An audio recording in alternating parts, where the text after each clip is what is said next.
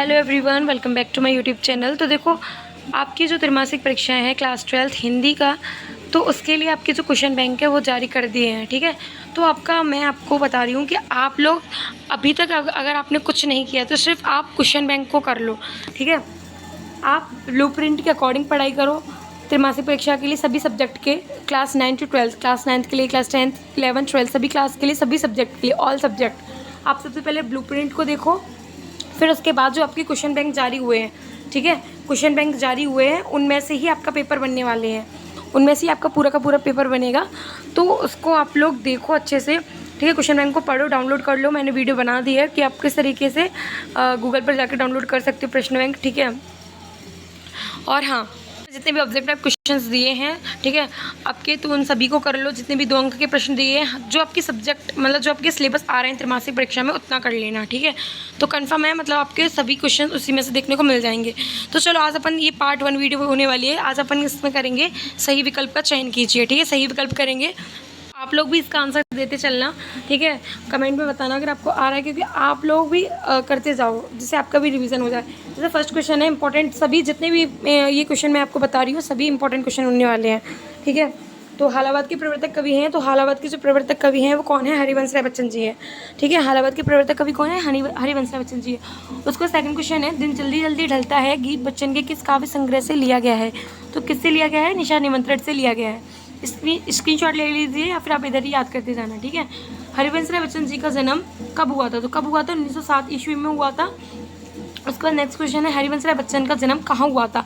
कब हुआ था? 1907 में हुआ था। कहाँ हुआ था? तो इलाहाबाद में हुआ था। ठीक है, उसके बाद नेक्स्ट क्वेश्चन है सिक्स्थ वाला, फिफ्थ, आत्मपरिचय कविता में कवि किसका भार लिए फिरता है? तो किसका भार लिए फिरता है? जगजीवन का भार लिए फिरता है।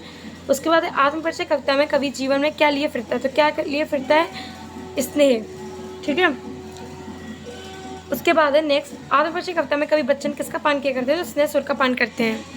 उसका नेक्स्ट क्वेश्चन है, आत्मपरिचय कविता में कवि स्वयं को दुनिया का क्या नया एक मानते हैं? तो क्या मानते हैं? तो क्या मानते हैं? दीवाना मानते हैं। क्या मानते हैं? दीवाना। ठीक है, उसके बाद नेक्स्ट क्वेश्चन, आत्मपरिचय कविता में कवि कैसा संसार लिए फिरते हैं?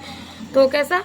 स्वप्न प्रमुख। ठीक है, उसके बाद है, ना हो पथ मैं रात कहीं सोच कर जल्दी जल्दी कौन चलता है? तो कौन चलता है? तो पंथी चलता है। ठीक है, जल्दी जल्दी कौन चलता है? पंथी चलता है। उसके बाद है, किसका ध्यान करके चिड़िया अपने परम चंचलता आ जाती है? तो अपने बच्चों का ध्यान करके जो चिड़िया है उसके पैरों में क्या आ जाती है? चंचलता आ जाती है। उसके बाद नेक्स्ट क्वेश्चन है, बच्चों की यादों पर आने पर चिड़िया क्या करती है? तो बच्चे की जब याद आती है तो चिड़िया क्या तेज़ी से उड़ती हैं। ठीक है, जिससे वो जल्दी पहुंच जाए। उसके बाद है, दिन जल्दी जल्दी ढलता में कवि हताश व दुखी क्यों है? तो क्यों है कवि? परिवार के बिछड़ने के कारण। ठीक है, उसका नेक्स्ट क्वेश्चन है, कवि आलोक धनवा किस दशक के कवि हैं? तो कवि आलोक धनवा किस दशक के कवि हैं? तो वो हैं आपके 7वें और 8वें दशक के। देखो, ये जो प्रश्न बैंक जारी हुए थी, ये आपकी त्रैमासिक परीक्षाएं ही नहीं, त्रैमासिक, अर्धवार्षिक, प्री बोर्ड और बोर्ड एग्जाम सभी के लिए ही इंपॉर्टेंट है। बिल्कुल रट लेना आप इसको। ठीक है, उसका नेक्स्ट है, कवि आलोक धनवा की पहली कविता तो जनता का आदमी। उसके बाद नेक्स्ट क्वेश्चन है,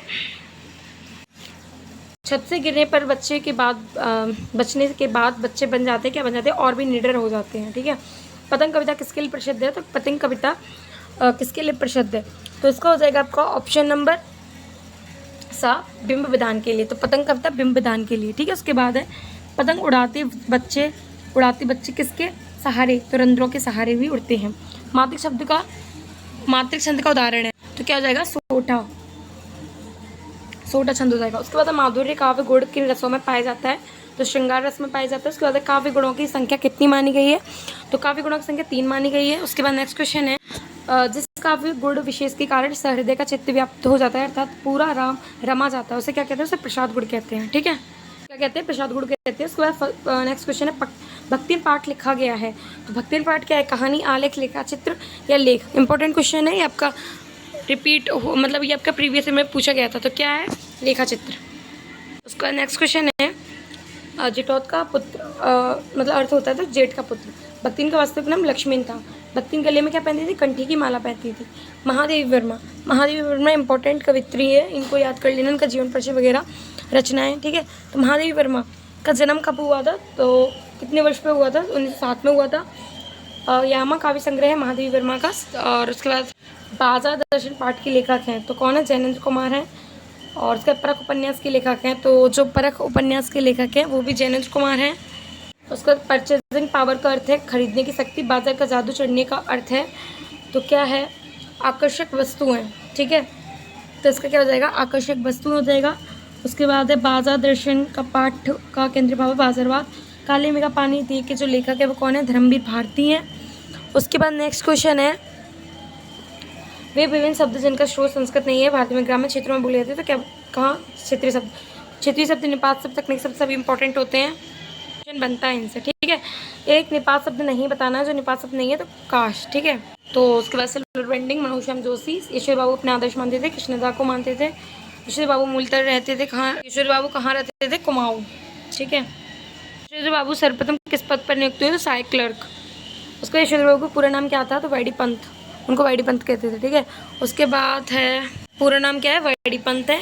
और उसका लेखक ने यशोधर बाबू को कृष्णदा का कौन सा पुत्र माना है, तो मानस पुत्र। यशोधर बाबू किस तरह के जीवन के पक्षधर थे, तो किस तरीके से थे, सादगीपूर्ण। और टीवी पर प्रसारित खबरों पर सबसे महत्वपूर्ण है तो क्या है, टोपरुक सभी, बाइट, नेट, विजुअल। रेडियो समाचार की भाषा ऐसी हो, कैसी हो, आम बोलचाल वाली भाषा, ठीक है। आधुनिक छापाखाना का आविष्कार हुआ था तो कहाँ हुआ था, जर्मनी में हुआ था। तो ये आपके हो गए हैं पूरे के पूरे आपके क्वेश्चन बैंक के जो टिक द करेक्ट ऑप्शन है, सही विकल्प, ये सभी बहुत ज़्यादा इंपॉर्टेंट है। इन्हीं में से आपको देखने को मिल जाएगा आपके पेपर में।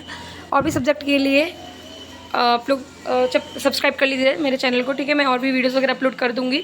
और भी सब्जेक्ट के आप लोगों को कमेंट में बताओ कि आपको किस किस के चाहिए। ये पार्ट 1 वीडियो थी हिंदी के, अभी जो रह गए हैं फिल इन द ब्लैंक्स, ठीक है। Match the following question answer, सभी कुछ मैं पार्ट 2 में कवर कर दूँगी।